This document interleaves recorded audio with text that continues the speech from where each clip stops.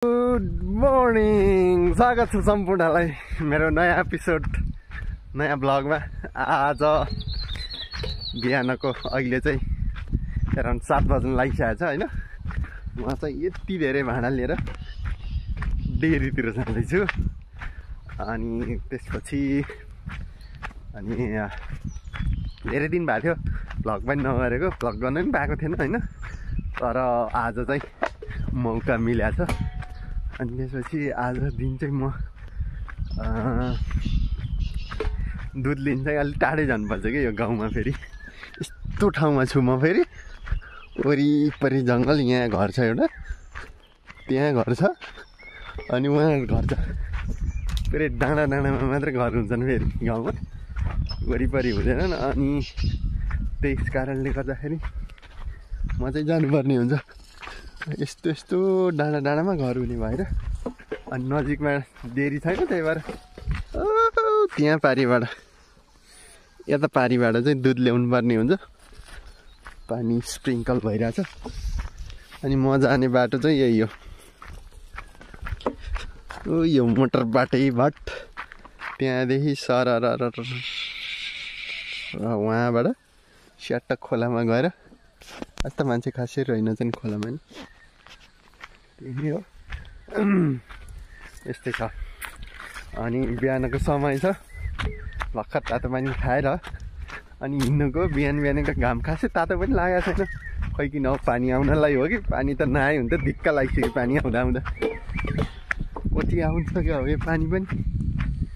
अनि फेरि सिचुएसन फेरि के छ भन्दाखेरि, पानी आयो भने जाडो हुने, घाम लाग्यो भने गर्मी, फेरि औतारी गर्मी हुने। फेरि के साह्रो गर्मी हुन सक्यो। अब बिहानको मौसम छुट्टै रमाइलो हुने क्या है। अनि तपाईँको भर्खर घाम लाग्दैछ, अनि चराहरू पनि कराइरहेछ। अब यो सुनिरहेछ कि छैन होइन। अब कुन चाहिँ चरा त मलाई खासै नाम त थाहा हुँदैन। भर्खर अब तपाईँको चैत वैशाखमा सबै पात यता एराउन्डतिरको त म्याक्सिमम् पात झरेर पुरै वारिपारीसम्म देखिरहेको हुन्छ। अनि त्यही भएर साल पनि बल्ल पलाउँदैछ प्लान्टहरू। अनि बल्ल अब हरियाली, बिस्तारै हरियाली देखिँदैछ ठाउँहरू पनि। जस रङ्गी बिरङ्गी छ क्या, अरू भन्दा नि लाइक हरियै हुन्छ क्या अरू बेला। तर अहिले चाहिँ पात पलाउने भएर पुरै रङ्गी बिरङ्गी भइरहेछ। अनि चरा कराउँछ, अनि त्यसपछि किराहरू कराउँछ। यस पुरा म्युजिक जस्तो भइरहेको क्या बिहान बिहानै। त्यो हुन्छ नि युट्युबमा सुथिङ साउन्ड भन्ने सुन्थ्यो हामीले, लो फाइ भन्नेवाला, त्यस्तै जस्तै भइरहेछ। आनन्दको फ्रेस हावामा बिहान बिहानै आधी घन्टाको मर्निङ वाक, अनि त्यसपछि फ्रेस हावा। यस यति भइसकेपछि त अलिअलि त स्वस्थ भइन्छ होला होइन त। पानी छ, बिहानको फ्रेस वाटर। अनि त्यसपछि पानी खानु मन लाग्यो भने खाए पनि भयो। मैले बिहानै पानी खाएको भएर खासै खानु चाहिँ मन छैन। तर पुरा जङ्गल चाहिँ, त्यो मोटर बाटो हो हुन चाहिँ, तर गाडी चाहिँ खासै चल्दैन क्या, बाइक मात्रै चल्छन् होइन। किन भन्दाखेरि यो बाटो पहिरो गइरहन्छ, खासै लाइक स्टेबल बाटो पनि छैन होइन। अनि पहिरो गइरहने भएर चाहिँ अनि खासै मान्छेहरू चाहिँ यो बाटो चाहिँ हिँड्दैनन्। त्यही बाइकवालाहरू चाहिँ सर्टकट हिँड्नको लागि चाहिँ हिँड्ने भएर चाहिँ नामको मोटर बाटो, तर हिँड्ने चाहिँ बाइक मात्रै। मोहो मान्छे छैनन् भने त मान्छे त आइपुगिसकेछ नि त खोलामा। जस अहिले चाहिँ धान काट्ने, के अरे गहुँ काट्ने बेला भएको छ। अब यो गहुँ काटिसकेपछि धान रोप्ने हो क्या अरे। अनि त्यही भएर मान्छेहरूलाई चाहिँ एकदम हतार भइरहेको, किनभने पानी आइरहेको। अनि गहुँ पनि तपाईँको पानीले भिज्यो भने त जम्मै कुहिन्छ। त्यही भएर एकदम मान्छेहरू हतार गरिरहन्। अनि यहाँ देख्न सक्नुहुन्छ मान्छेहरू बिहानै 7 बजे हामी बल्ल उठेर दुध लिन जाँदैछौँ। मान्छेहरू खोलामा पुगिसक्यो। यो हो नि त मेहनत भनेको। त्यसै गाउँको मान्छेहरू एकदम हेल्दी हुने, स्वस्थ हुने, बलियो हुने हुन्छ र। हामी मलाई 8 बजीसम्म बेडमा यता र उता पल्टिँदै बस्ने, अनि कहाँबाट हुन्छ। तर यहाँको मान्छेहरू चाहिँ 7 बजे तपाईँको खोलामा पुगेर काम गरेर त्यसपछि त किन जिम जानु पऱ्यो। मान्छेहरूलाई जिम जानै पर्दैन, घरमै बसी काम गरी जिम हुन्छ। त्यही भएर मौसम पनि रमाइलो छ नि जे होस् बिहानमा खोलामा जे होस् घाम नहुँदै गयो भने चाहिँ काम पनि चाँडै हुन्छ नि खोलाको काम नत्र जब गर्मी हुन्छ काम पनि सुस्त हुन थाल्छ क्या त्यही भएर पनि मान्छेहरूले बिहानैमा प्रिफर गर्छ यस्तो रमाइलो मौसम छ कि बिहानै टक्क फ्रेस हुने खालको मौसम छ क्या हुन्छ नि तपाईँहरूलाई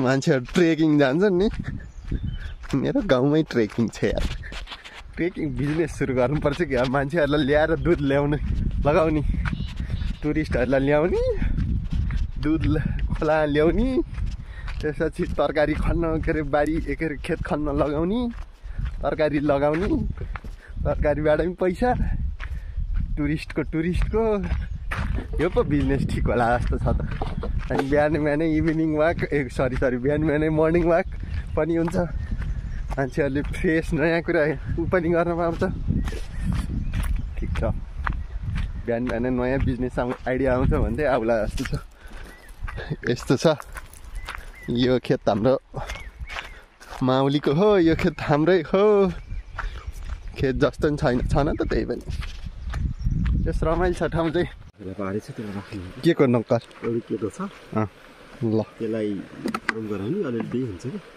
कहाँको सुक्खा दहको झिल्की हो कि कहाँबाट भेटाउन त भेटाउनु यहाँबाट आइरहन्छ कि ल हाम्रो uncle good morning uncle good morning बेटा ल अङ्कल कता हिँड्न ल भन्नुहोस् त म I am going to tomorrow where बफेल इज डिसिप्लिन बनाइदेऊ त के भन्नु पर्यो भन्नु न नेपालीमा भैँसीलाई घाँस काट्नु भनेर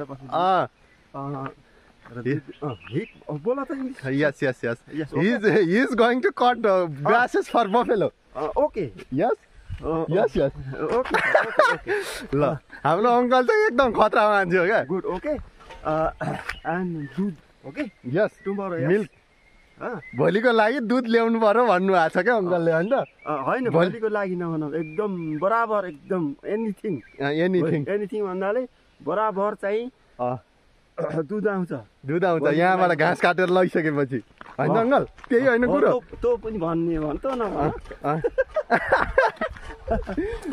हुन्छ राम्रै हो एकदम हसमुख अङ्कल हुनुहुन्छ क्या यतिको अङ्कल भएपछि त बिहानमा हुन्छ नि मान्छेको मुड खराब भयो नि ठ्याक्क फ्रेस हुन्छ ओके जी ओके र टाइम टेबल टुमरो र this is rice okay and anything rice सब्जी ओके अनि टुमरो एकदम भेजिटेरियनहरू एकदम ओके ल अङ्कल धन्यवाद बस ल हस् एकदम अङ्कलसँग भेट भयो होइन मुड फ्रेस भयो अनि अङ्कल साह्रै रमाइलो मान्छे हुनुहुन्छ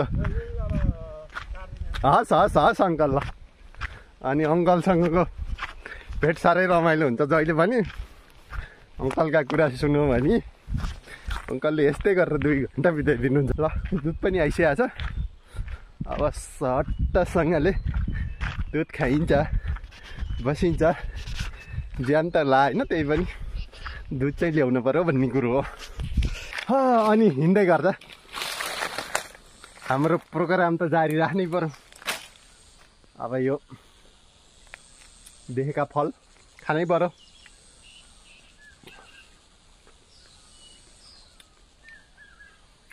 यो चोटि चाहिँ पैसाले चाहिँ डेन्जरै फलेछ क्या धेरै फरेल नखा त होला नि मान्छेले बाटो फले क्या कसैले खाँदो रहेछन् के साह्रो हो गाउँको मान्छेहरूले के खान थालेछन् हौ ऐसले नखाएर हाम्रो गाउँमा स्याउहरू त पक्कै फल्दैन बाटैभरि फलाएर खाने कसैले हुन त मेरो लागि छोडिदिए नि हुनसक्छ भनेर बिहानै एउटा केटो लखर आउँछ खाओस् भनेर ठिकै छ ती मनकारी मनहरूको लागि हो त्यो भ्लग गर्न नि लास्ट दुःख या हात थाकेर बिजोग हुन्छ बिजोग जति बिजोग भयो नि ऐँसले खान चाहिँ छोड्नु हुँदैन।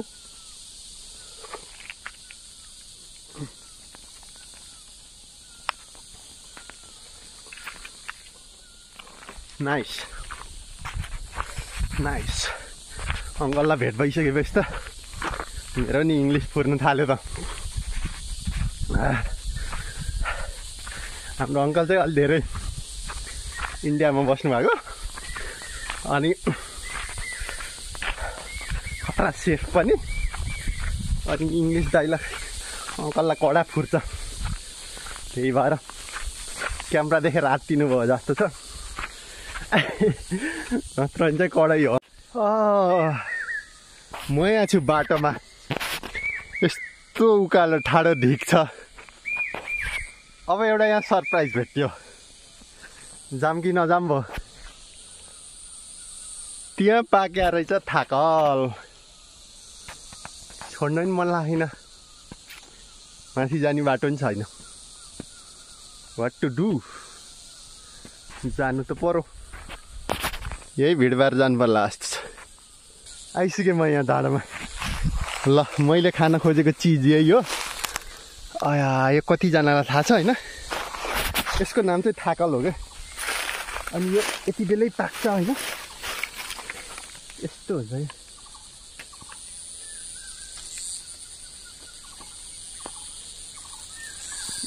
यस्तो हुन्छ यो चाहिँ।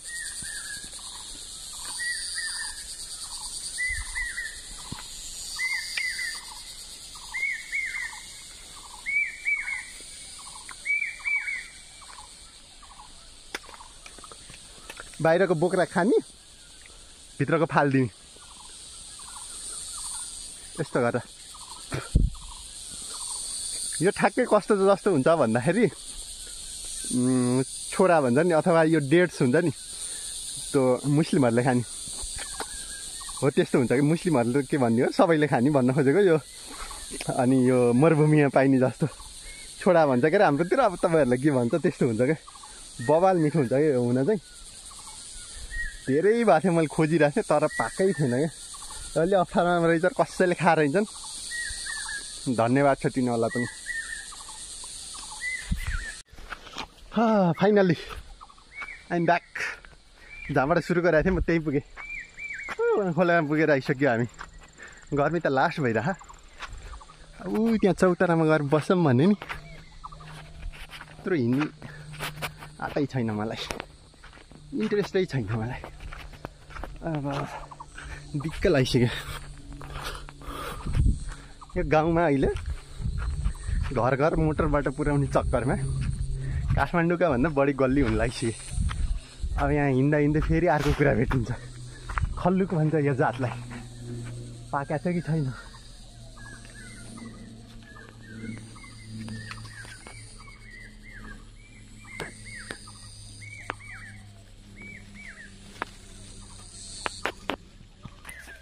हरिलालै भयो। म चढिनँ बुटतिर, मेरो इनर्जी छैन माथि चढ्ने। पुरै पाकिरह पाक्न त आज ब्याड लक परेछ। अरू कुरामा त सबैमा गुड लक थियो, तर आज चाहिँ यसमा चाहिँ ब्याड लक पऱ्यो। ठिकै छ, भोलि आएर खाउँला।